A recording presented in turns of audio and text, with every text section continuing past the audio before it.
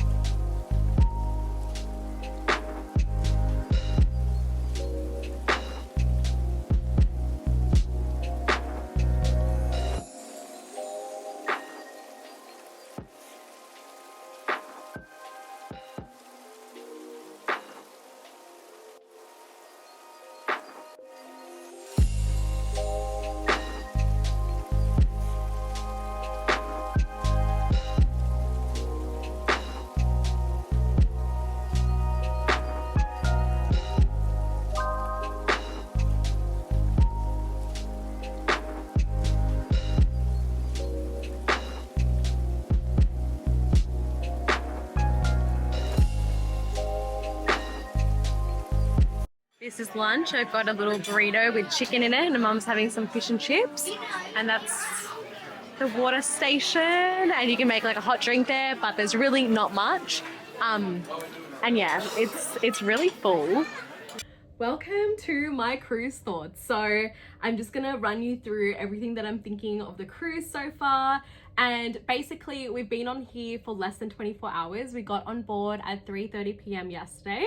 It's currently midday here, so I'm just doing a little bit of makeup and then I'm gonna go explore the ship, maybe go for a walk, something like that. So I haven't explored the whole ship just yet, but what I have explored is the pantry, which is the main buffet. And let me just say that the food quality has gone down so much, which is so sad, because we went on Pacific Explorer in 2018 and my main memory of that ship was that the food was really good. And that was honestly my expectation for this cruise as well, because I was like, it's the same cruise line, obviously the food quality would be the same. But sadly, no, it feels like a bit more cheaper. The quality isn't that good. The variety isn't that good. I feel like there's way less options, even though it's all the same sort of categories like curry house, Asian food, Italian food, and then your normal like roast chicken and meats and all that sort of stuff. It feels like there's only one or two choices from every category, whereas on every other ship I've been on, especially MS Nordam. So my main point of comparison is MS Nordam, because we went on that this time last year, and obviously Pacific Explorer, because that's the last cruise we went on before COVID. So those are my last two experiences. And from those two ships, it just feels like this ship is just not as good as what I thought it was going to be. I can't judge the restaurants just yet because we haven't visited any. We do have reservations for, I think, Angelo's tonight and then Dragon's Lady tomorrow and the Waterfront the next night. They auto did our reservation, so it all came up on the app, and I think the menus change every 3 days. So I think they did it in a way that we experience a new menu every time we dine, if that makes sense. So yeah, that rotation should be good. I'm really excited for Dragon's Lady because I think it's an Asian restaurant and I feel like that should taste good. I love Asian food, and if it's not good, I will be so sad. Another thing is that the ship feels really crowded so far. I don't know if it's because it's a bad weather day outside, so everybody's flocked inside. But like the lobby area and like upstairs, it feels just like everyone is there, which I've never experienced that before. Now that I think of it, Nordam was empty everywhere I went. Like when I would go to the lobby, I'd be the only one there. If I went to a lounge, I'd be the only one there. So I don't know if that ship was not sold out, but this ship has 2,600 passengers, whereas Nordam had 1,900. And I feel like that extra amount of guests, what is that, 700 guests, I feel like that extra amount really has made the ship feel a little bit more full. But I don't know if it's also because there's a lot of kids and they're just running everywhere, so it does feel a little bit crowded. But I guess maybe it's because we haven't explored all of the ship lounges. Like maybe there's other quiet nooks here and there that, you know, we haven't even seen yet. So we've mainly only done deck 7 and then deck 14 where the pools are, and then deck 15 where the oasis is at the back of the ship. So we haven't really walked through any of the other sections. The lobby goes across 3 levels. So you've got deck 5, deck 6, deck 7, and then deck 5 is where the coffee shops are. Deck 6 has a coffee shop and then some other random little stores. Oh, there's an announcement. A very good afternoon, ladies and gentlemen. This is the captain speaking from the bridge. Welcome on board Pacific Adventure. It is now 17 minutes past 12 noon, and I want to give you some information regarding our trip. First of all, let's introduce myself, as we will stay together for 10 days. This is the Christmas cruise. My name is Lorenzo Paoletti. I'm from Italy. I started sailing in 1975. It means 49 years of my life spent at sea. And I'm proudly in command of a crew of 1,065 of Pacific Adventure. Our crew is fantastic. They cover almost 40 different nationalities, and it is at your service. So P&O Australia is part of the Carnival Corporation and is renowned to have the best crew of the South Pacific. You will be very much pleased by them, and nothing is too much. Friendly faces, family feeling, what we want more. Well, how many guests we have on board? We have 3,236 of you. So for a total of souls on board of 4,301. So we are a small village strolling the Tasman Sea. I'm the captain. I'm not alone here. I have senior officers in charge of this multinational crew community, starting from my staff captain Francesco Ventivoglia from Bencivenga. Pardon. He joined the vessel recently. This gentleman is the staff captain of the vessel. It means second in command, responsible of the safety of navigation. So, a long time together, and we have to find our position in the ocean. I will talk to you every day when at sea, before 12 noon or after 12 noon, and before departure from the island. What about the weather? The weather. Clouds everywhere, and the sky is cloudy because we are chased by a long trough of clouds extending from the North Territory south of New Zealand. This is bringing southerly winds, but at the moment we experience only the northerly wind, 20 knots. The sea is light. You should know that Pacific Adventure has a fantastic system of stabilizing. We have 2 stabilizers. There are big fins protruding from the ship's side, 6 meters below the water, extending for 5 meters, and they are flapping as well, so preventing the vessel to roll and just delivering a little movement. Anyway, ladies and gentlemen, you relax. We just 1 hour ago we passed close to one of the highest underwater volcanic mountains that are in the Tasman Sea, the Darwin Hunter. That from the bottom of 4,800 meters stretches up to only 280 below the sea surface, and it was an extinct volcano. More things to discover in the days to come. You relax, have fun. Thank you for choosing P&O Australia, and I will talk to you tomorrow. This is the captain. I thought that was going to be more interesting because my dad saw on the news this morning that Port Vila had a earthquake, which was really like unexpected, I guess. And apparently like all the concrete buildings have like all collapsed. Like it's like bad. Like that's not good. That's really sad. Also leading up to Christmas.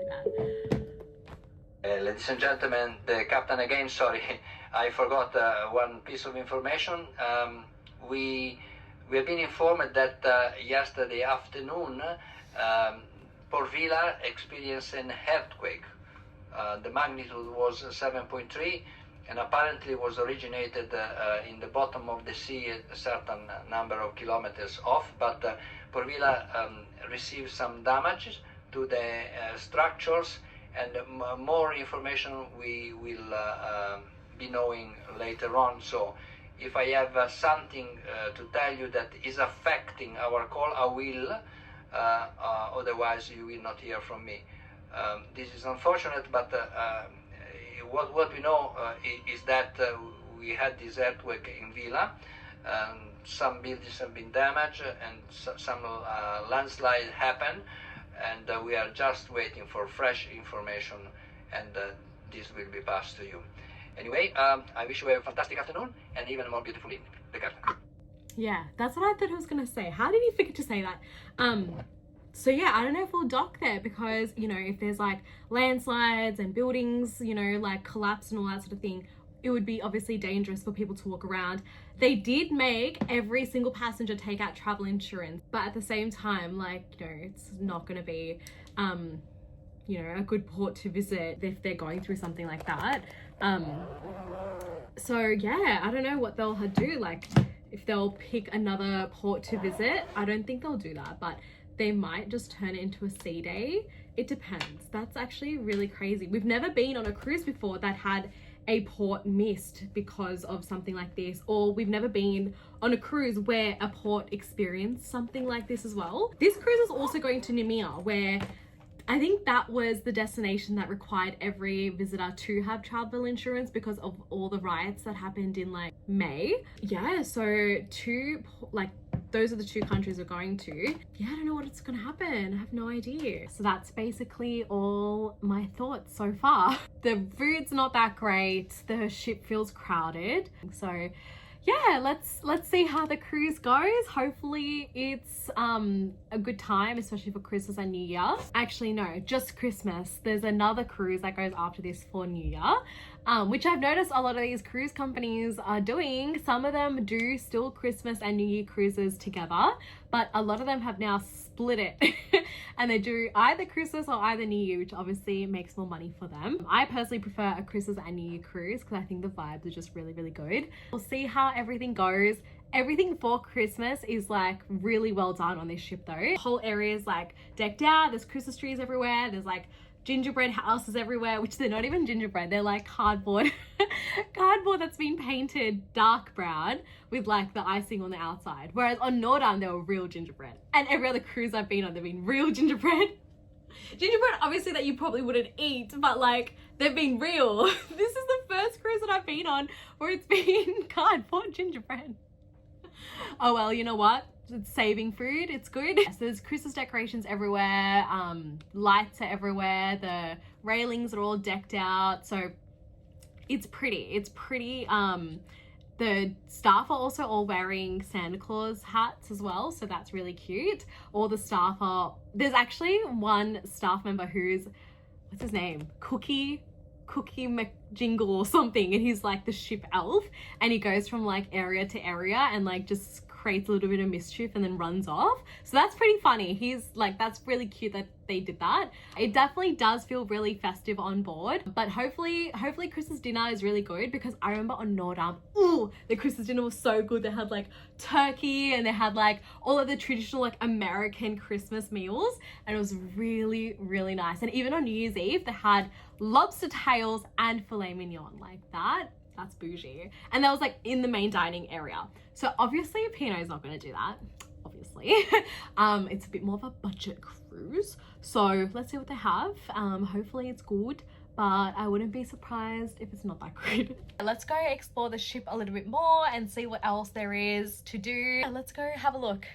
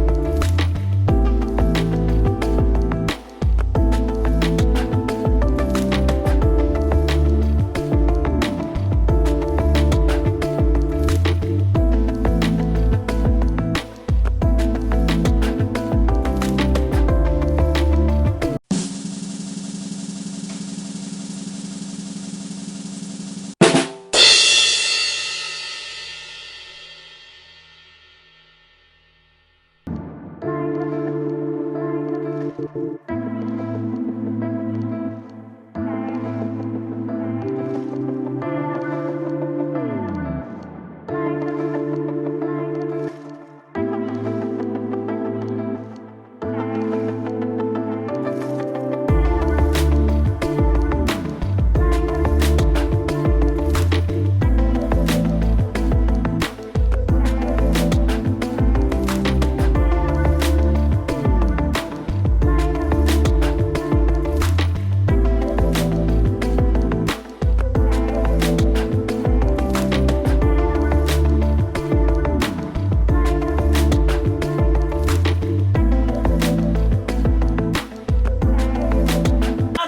2. Wow, a lot more. And number 3, the blue. So the brown is leading, huh? You all love, which are considered real diamonds as well. We didn't talk about lab grown today, that because lab grown is an actual carbon, just because it's placed in a lab and it grows faster. Port Vila will be cancelled and refunded to your onboard account. During this difficult time, the people of Vanuatu and especially Port Vila, they will be in our thoughts. And we are also thinking of our Nivan teammates and providing them with the extra care and assistance during this difficult time. So that was an announcement from the captain who said that Port Vila will now be cancelled and it will now be a sea day because the whole state of Vanuatu is now a state of emergency, which is very sad. So now we have Numia, Lifu, and then a sea day instead of instead of Port Vila. And then we have Luganville, which is also in Vanuatu, so I don't know how that's going to work. But yeah, that's the update.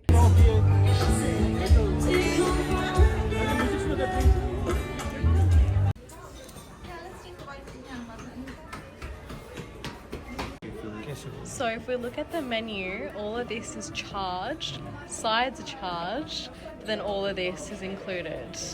So crazy that they charge the sides. Okay, so all the restaurants kind of had really bad menus, so we've decided to come to the pantry, and we're so surprised by how empty it is. Like, I've never seen it this quiet before. This is what I ended up getting. So it's some roast chicken, some roti, some buttered roast potatoes, some aloo gobi, and then just some raita there.